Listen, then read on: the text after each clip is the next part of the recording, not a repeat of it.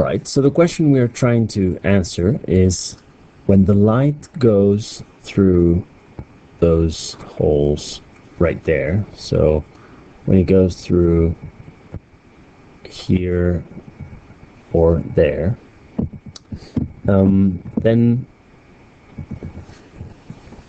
when is the path difference going to be equal to a multiple of the wavelength? So what does it mean? It means that one of the rays is going to travel like a wave, and if the other one travels exactly the same distance and they meet on the screen and there's two peaks there, then they're going to add and it's going to be a bright spot. Now for that to happen, it must be that the extra length that second path travels here must be equal to a multiple of the wavelength. So this little path here must be equal to a wavelength times a whole number. It could be 1, it could be 2, it could be 3, and so on.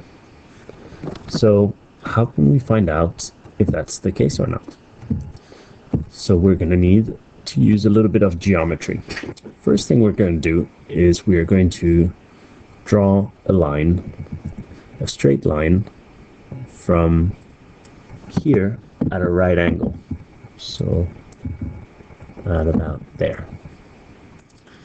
And from there, we're going to see that if this goes down at a right angle, and if we consider that we had an angle here of theta, and the distance, the big distance to the screen is going to be a d, and the little distance here is going to be a small d, then the difference between the long line here, and so these two distances are going to be the same, and the difference is going to be in that little path right there.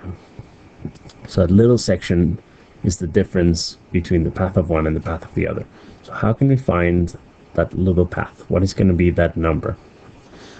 So the things we know is that this distance to the first bright spot, we call that S.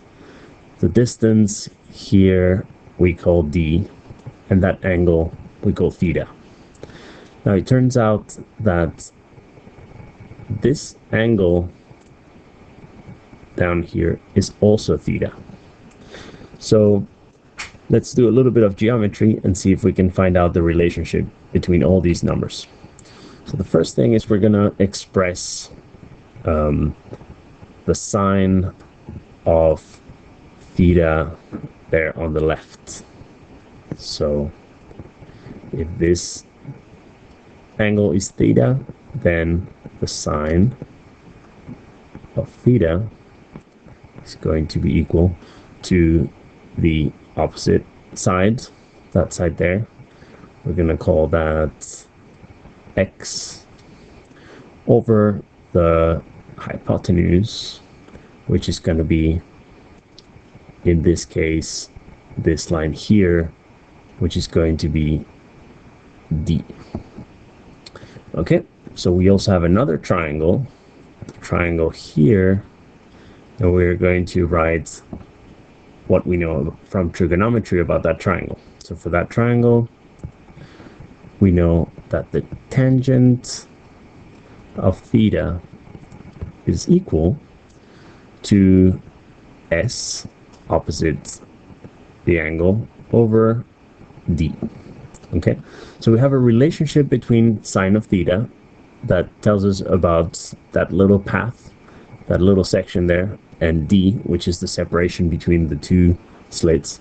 And then we have a relationship between the tangent of theta and how far the bright spot will be over the distance to the screen.